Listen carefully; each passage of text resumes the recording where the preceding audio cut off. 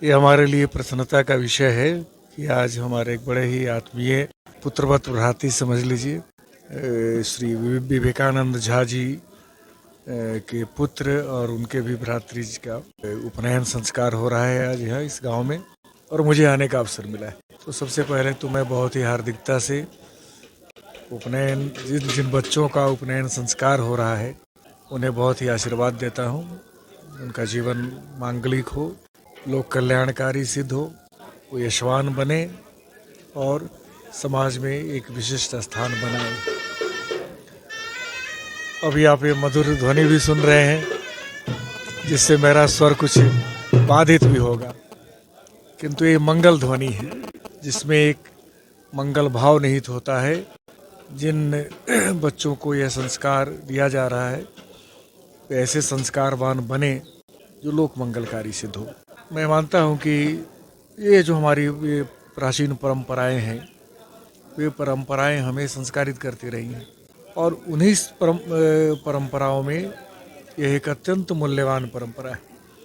यह परंपरा आदिकाल से है और इसका ध्येय लक्ष्य यह रहा है कि बालक जो अब विद्या आरंभ करेगा, एक ब्राह्मी जीवन यापन करेगा गृहस्थ आश्रम में प्रवेश करने के पूर्व तक, इस हेतु उसे एक अत्यंत शक्तिशाली एक दिव्य सूत्र से उसे बांधा जाए और वो दिव्य सूत्र उसे प्रदान किया जाए। ये जो सूत्र है वही यज्ञोपवीत का सूत्र है, और वास्तव में यह जो यज्ञ है वो सूत्रदान का यज्ञ ही है, जिसमें उस बालक को तेजोदीप्त बनाए रखने की ऊर्जा और प्रेरणा उस सूत्र से प्राप्त होती है।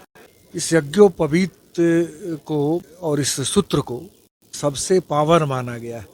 यज्ञोपवीतम परमम पवित्रम कहा गया है, ये जो सबसे पवित्र है। और यह जो धारण कर वह जो बालक है वह देवी गायत्री के सानिध्य में जाने योग्य हो जाता है, गुरु के आचार्य के सानिध्य में जाने योग्य हो जाता है और विद्या ग्रहण के योग्य हो जाता है। तो इन्हीं निहितार्थों के लिए यह यज्ञ आहूत होता है। मैं एक बार पुनः उपनयन संस्कारित बच्चों के प्रति साधु भाव व्यक्त करते हुए उसे पुनः और बारंबार आशीर्वाद देता हूँ। जी, आज विवेकानंद के लड़का का यज्ञोपवीत संस्कार है।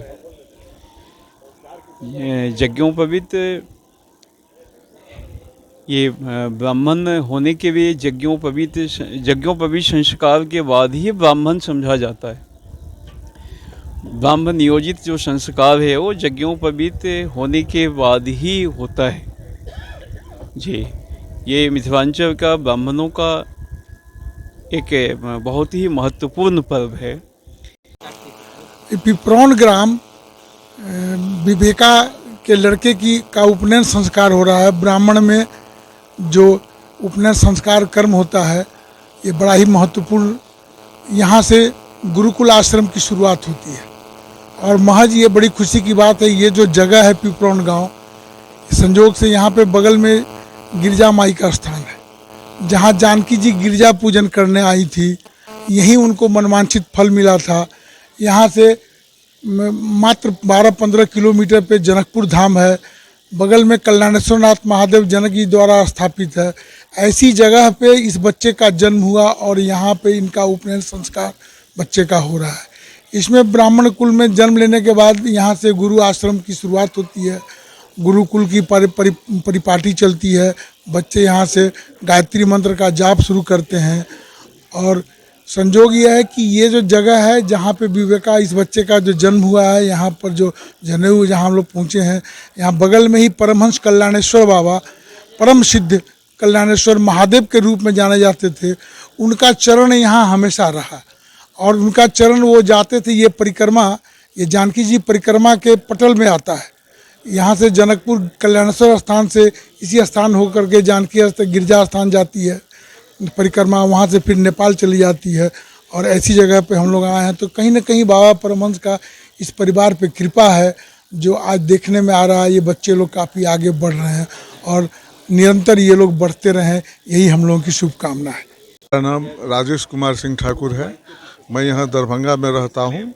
मेरे यहाँ बाबूजी की लाइब्रेरी का मैथिली लाइब्रेरी है।